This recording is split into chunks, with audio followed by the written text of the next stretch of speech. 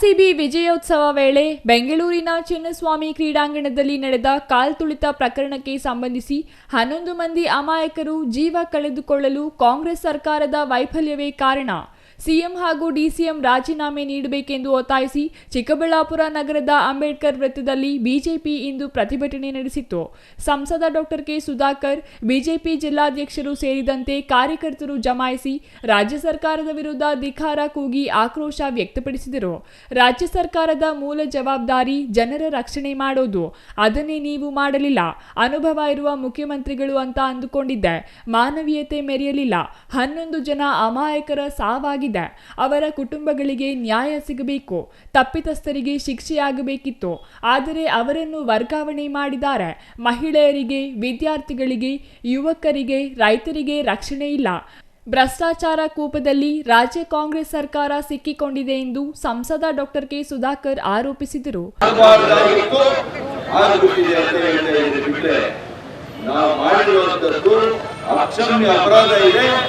ನಾವು ಜವಾಬ್ದಾರಿ ಹೊರತೀವಿ ಅನ್ನುವಂತಹ ಒಂದು ಮಾತನ್ನು ಹೇಳಿಲ್ಲ. ಆ ಮಾನವೀಯತೆಯನ್ನು ಯಾರು ಕೂಡ ಹೇಳಿಲ್ಲ. ಆ 11 ಜನ ಅಮಾಯಕ ಮಕ್ಕಳು, 14 ವರ್ಷದ ಮುಗ್ಧ, ಅತ್ಯಂತ ಕಿರಿಯ, 29 ವರ್ಷ ಅತಿ ಗರಿಷ್ಠವಾಗಿದ್ದಂತಹ ಒಂದು ವಯಸ್ಸು ಸಾವಾಗಿರುವಂತಹ 11 ಮಕ್ಕಳು. ನಮ್ಮ ಚಿಂತಾಮಣಿ, ಚಿಕ್ಕಬಳ್ಳಾಪುರ ಆ ತಂದೆಯ ರೋಗವನ್ನು ನೀವೆಲ್ಲ ನೋಡಿದ್ದೀರಿ, ನೀವೇ ತೋರಿಸಿದ್ದೀರಿ. 2 ದಿನ ಸಮಾಧಿ ಆದ್ಮೇಲೂ ಕೂಡ ಸಮಾಜ ಬಿಟ್ಟು ಬಂದಿಲ್ಲ ತಂದೆ. ಒಂದೇ ಒಂದು ಮಗು.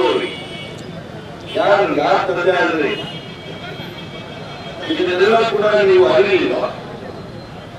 ನಾವು ರಾಜಕೀಯ ಬೆಳೆಸಿ ಮಾತಾಡ್ತಾ ಇಲ್ಲ.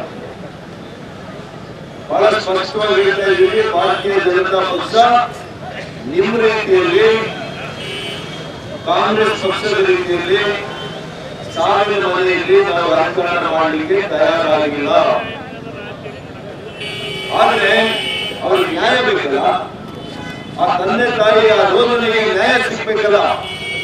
ತಪ್ಪಿತಸ್ಥರಿಗೆ ನೀವು ಶಿಕ್ಷೆ ಕೊಡ್ಲಿಲ್ವಲ್ಲ.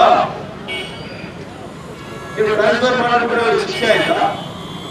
ನಿಮ್ಮ ಸರ್ಕಾರದಲ್ಲಿ ಯಾರಿಗೂ ಜವಾಬ್ದಾರಿ ಇಲ್ವಾ? ಸರ್ಕಾರದ ಮುಖ್ಯಸ್ಥರು ನೀವು ಯಾರಾದ್ರೂ ರಾಜೀನಾಮೆ ಕೊಟ್ಟಿದ್ದೀರಾ? ಮೊದಲು ಡಿಸಿ ಅವರ ಕಡೆಯಿಂದ ನೀವು ಇನ್ವೆಸ್ಟಿಗೇಷನ್ ಮಾಡಿಸ್ತೀವಿ, ಎನ್ಕ್ವೈರಿ ಮಾಡಿಸ್ತೀವಿ ಅಂತ ಹೇಳಿದ್ರಿ. ನಾವೆಲ್ಲ ಹೋರಾಟ ಮಾಡಿದ್ಮೇಲೆ ಮತ್ತೆ ಮಾಡಿಸ್ತೀವಿ ಅಂತ ಹೇಳಿದ್ವಿ. ಆದ್ರೆ ನನಗೆ ಯಾವುದು ಕೂಡ ನಂಬಿಕೆ ಇಲ್ಲ. ಇದ್ರಲ್ಲಿ ಸತ್ಯ ಹೊರಬರುತ್ತೆ ಅಂತ ನನಗಂತೂ ನಂಬಿಕೆ ಇಲ್ಲ.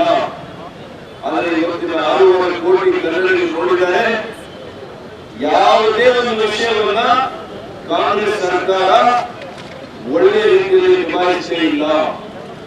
Thoudanahalli Ramesh, CTV news, Chikkaballapur.